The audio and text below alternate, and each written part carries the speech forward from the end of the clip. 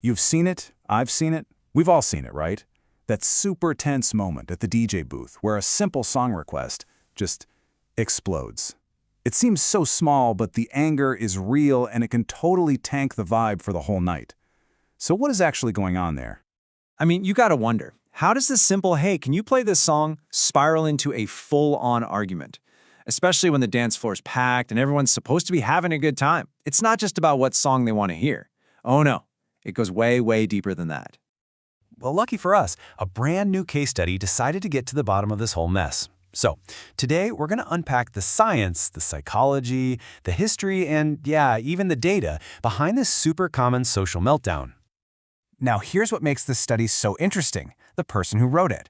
It's from Dr. Rony Rodas, who's an academic researcher, but he's also a professional music video DJ on Twitch.tv, where he goes by DJ Rontech. So you're getting this perfect mix of serious academic brainpower and real-world behind-the-booth experience. Trust me, this guy has seen it all. All right, let's dive in. The study pretty much frames this whole situation as a showdown. It's this fundamental clash between what one single person wants right now and what the entire crowd is experiencing together. And here it is. This is the heart of the problem. We are walking into a shared public space, like a club or a party, with a personal media mindset. We expect the DJ booth to work just like our smartphone playlist. But at Dancefloor, that's a totally different beast. So, to really get how we ended up here, we need to take a step back and look at how technology has literally rewired our brains and completely changed what we expect from music.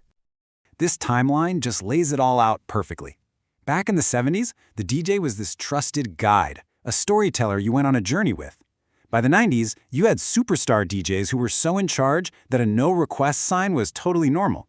Then came the 2000s, the MP3s hit, and bam, your whole library is in your pocket. And now, in the streaming age, we've been trained to think that all music is and should be instant, personal, and completely under our control.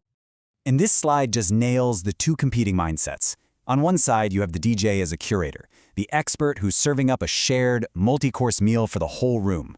On the other side, you have the DJ as a jukebox, basically a personal vending machine that's supposed to spit out your song the second you ask for it. That right there, that's the conflict. Okay, so we've got a clash of expectations. But why does getting a no from the DJ feel so personal?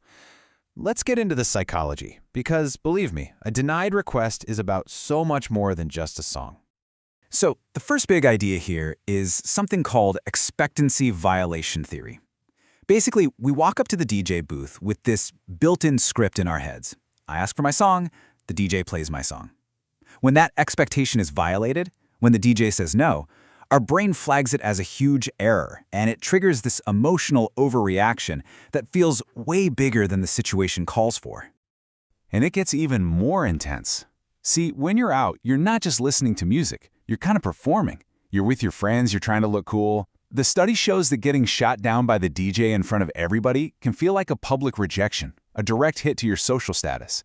It's not about the music anymore, it's a threat to your ego. So you can see this emotional chain reaction happening in real time. First, you make the request, and your brain is already anticipating that sweet, sweet dopamine reward. Second, the request gets denied, which blocks that reward and leads to instant frustration. Third, your ego feels attacked in public. And finally, your brain's alarm system, the amygdala, just fires up, triggering a real fight-or-flight anger response. And just like that, a simple no has turned into a fight. And here's the thing, this isn't just some neat psychological theory. The study actually backs all of this up with data, looking at what DJs and clubs have been talking about for years. Let's see what the numbers have to say. So the researcher dove into 24 different public sources. We're talking DJ blogs, online forums, industry articles, you name it, to see what patterns kept showing up when people talked about this conflict. And the results? They are crystal clear.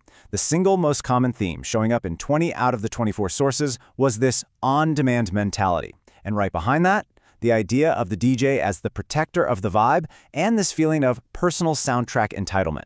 The data lines up perfectly with the theory. Honestly, this one quote from an anonymous DJ forum that was cited in the study just says it all, doesn't it? They treat you like a human Spotify but get angry when you don't have a skip button for the 200 other people on the floor. That just perfectly captures this entire problem.